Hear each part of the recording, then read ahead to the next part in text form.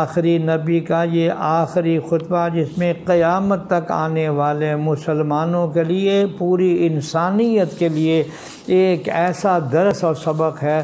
میری درخواست یہ ہے کہ اب وہ ذی الحجہ کا مہینہ آ رہا ہے، 9 تاریخ آ رہی ہے، 10 تاریخ آ رہی ہے، تو توجہ سے سن لیجئے۔ حضرت صلی اللہ علیہ وسلم نے اس خطبے میں ارشاد فرمایا، اے لوگو، بخدا مجھے معلوم نہیں کہ آج کے بعد میں اس جگہ تم سے مل سکوں گا یا نہیں۔ مقصد یہ ہے کہ یعنی حضور کے ذہن میں یہ بات تھی کہ میں اپنے صحابہ سے آخری اجتماعی ملاقات کر رہا ہوں۔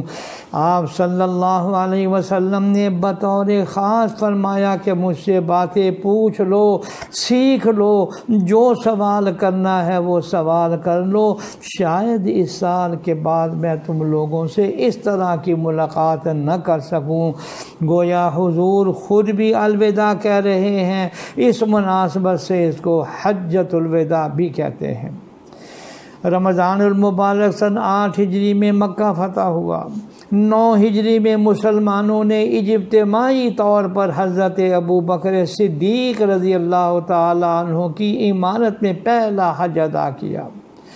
حضور صلی اللہ علیہ وسلم اس حج میں خود تشریف نہیں لے گئے، بلکہ حضرت ابوبکر صدیق رضی اللہ تعالیٰ عنہ کو مدینہ منورہ سے امیر حج بنا کر بھیجا، اور اس کے ذریعے پھر کوئی خاص اعلانات بھی کروائے۔ ان کے بعد پھر حضرت علی کو بھیجا کہ کچھ اعلانات حضرت علی اس 9 ہجری والے حج میں وہ بھی کریں، اور پھر آئندہ سال اپنے حج کے لیے تیاری کی۔ اس تیاری میں 2-3 باتیں اہم تھیں۔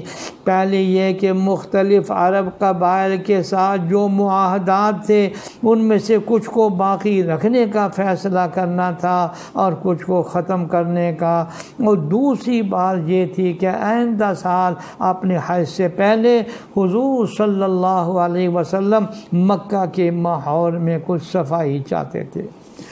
اس حجۃ الوداع کے موقع پر حضور صلی اللہ علیہ وسلم نے بہت سی ہدایات فرمائی۔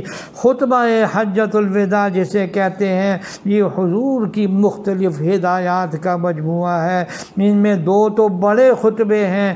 ایک خطبہ حضور صلی اللہ علیہ وسلم نے عرفات میں ارشاد فرمایا، اور یہی خطبہ سنت رسول کے طور پر اب بھی 9 ذی الحجہ کی دوپہر کو ظہر کے بعد عرفات کے میدان میں پڑھا جاتا ہے۔ دوسرا خطبہ وہ ہے جو حضور صلی اللہ علیہ وسلم نے منی میں ارشاد فرمایا۔ یہ تو 2 باقاعدہ خطبے ہیں۔ جس موقع پر صحابہ کرام کثیر تعداد میں تھے، انہوں نے نبی کریم صلی اللہ علیہ وسلم سے خطبات سنے، جس کو جو بات یاد رہی اس نے وہ آگے نقل کر دی۔ اس کے علاوہ حضرت صلی اللہ علیہ وسلم سے بہت سے سوالات پوچھے گئے جن کے آپ نے جوابات دیے۔